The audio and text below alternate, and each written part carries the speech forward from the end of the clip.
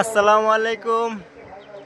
যাদের সংসারে বউয়ের সাথে গরমিল, আপনি নিজে সঠিক থাকার পরেও স্বয়ংসম্পূর্ণ থাকার পরেও যদি আপনার সংসারে গরমিল থাকে, তাহলে প্রথমে আপনি ফলো করবেন আপনার শাশুড়ি। আপনার শাশুড়ির কি এক্সট্রা কোনো বায়ান আছে? যে আপনার শাশুড়ির আপন ভাই ছাড়া, যে ডাকের ভাই আশেপাশে ২-৪ টা থাকে অনেক সময় অনেক শাশুড়ির।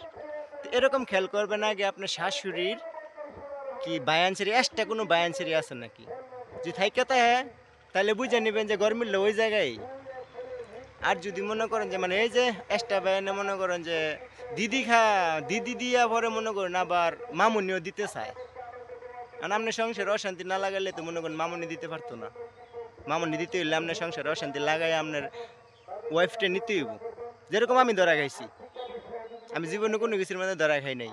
একটা ধরা খাইছি শুধু মনে করেন আমি গার্জিয়ান ছাড়া বিয়া কইরা আর অর্জুন শিকদার বাড়ি শাহেদ শিকদারের ফ্যামিলির মধ্যে ভাড়া দিয়া। তো শাহেদ শিকদারের বউয়ের কিন্তু এক্সট্রা ভাই বাড়াদের অনেক আছে, মহিলা ভালো, কোনো সমস্যা নাই। তো যতটুকু দেখছি তদন্ত মদন্ত কইরা খোঁজখবর নিয়া আমার শাশুড়ির বায়ান আছে অনেক, কালচারটা অনেক ফুলের মতো পবিত্র। এই জন্য মনে করেন আমার আজকে অধিপতন ১ বছর ধরে পাগল।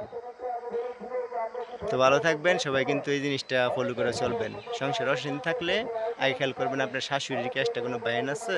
যদি না থাকে তাহলে হয়তো পরকীয়ার দোষ নয়, তো আপনার সমস্যা। আর যে আপনি স্বয়ংসম্পূর্ণ থাকেন তারপরে যেরকম সমস্যা হয়, তাহলে এই যে শাশুড়ি অতি চালাক থাকার কারণে বা এক্সট্রা বায়ান থাকার কারণে আর নয়তো যে পরকীয়া, বুঝছেন না? তো আমার বেলা এডি হয়েছে, সবাই দোয়া খারাপ করবেন। শিকদার বাড়ির অর্জুন শিকদার বাড়ির শাহিদ শিকদারের বউয়ের জন্য আল্লাহ পাক অনেক দিন হায়াত দান করে। আর এই যে আরো কিছু বায়ান ছেড়ে আছে, যেরকম খালেঘাটের বাবুল শেখ আছে, আবার এই যে কুড়ির পাড়ের আমার মোস্তফা মামা আছে, এরা কিন্তু আমার মামার শ্বশুর। তাহলে আপনি একটু খবর নিয়ে দেখেন বিষয়টা কি, কোন জায়গায় ফেস লাগলো।